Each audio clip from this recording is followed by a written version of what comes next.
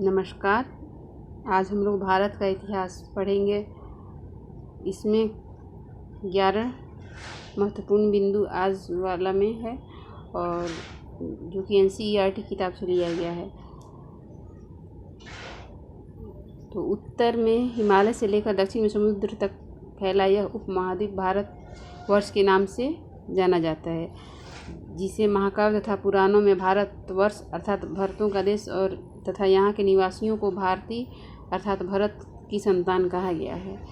तो भरत कौन थे? भरत एक राजा थे। और भारत का क्या मतलब होता है? भव मीन्स प्रकाश और रत मीन्स लीन। ज्ञान के प्रकाश में लीन रहने वाला देश भारतवर्ष है। दूसरा पॉइंट है कि भारत एक प्राचीन कबीले का नाम था।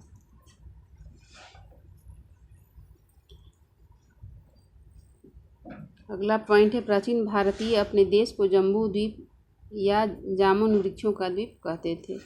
जैसा कि नाम से यह स्पष्ट है, यहाँ जामुन का वृक्ष ज़्यादा होता होगा, इसलिए जम्बू द्वीप कहा जाता होगा। अगला है प्राचीन ईरानी इसे सिंधु नदी के नाम से जोड़ते थे, जिसे वे सिंधु न कह कर के हिंदू कहते थे। ये भी हो सकता है कि यहाँ हिंदू लोग रहते थे इसलिए, और उच्चारण वो हिंदू न कर पा रहे हों तो ह को स कहते हों, क्योंकि आज भी बहुत सारा वर्ड है जिसका उच्चारण यूरोपीय नहीं कर पाते हैं। यही नाम फिर पूरे पश्चिम में फैल गया और पूरे देश को इसी एक नदी के नाम से जाना जाने लगा। यूनानी इसे इंदे, अरब इसे हिंद कहते थे। मध्यकाल में इस देश को हिंदुस्तान कहा जाने लगा और यूनानी भाषा के इंदे के आधार पर अंग्रेज इसे इंडिया कहने लगे। विंध्य की पर्वत श्रृंखला देश को उत्तर और दक्षिण दो भागों में बांटती है। उत्तर में इंडो यूरोपीय परिवार की भाषाएं बोलने वालों की और दक्षिण में द्रविड़ परिवार की भाषाएं बोलने वालों का बहुमत है। अब यहाँ पर है भारत की जनसंख्या का निर्माण जिन प्रमुख नस्लों के मिश्रण से हुआ है वे यहाँ पे दिया हुआ है।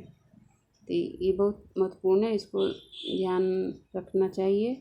और 11वां है भारतीय इतिहास को अध्ययन की सुविधा के लिए 3 भागों में बांटा गया है: प्राचीन भारत, मध्यकालीन भारत और आधुनिक भारत। नोट करने योग्य है कि सबसे पहले इतिहास को 3 भागों में बांटने का श्रेय जर्मन इतिहासकार क्रिस्टोफ सेलियरस को जाता है। तो अभी के लिए इतना ही। धन्यवाद।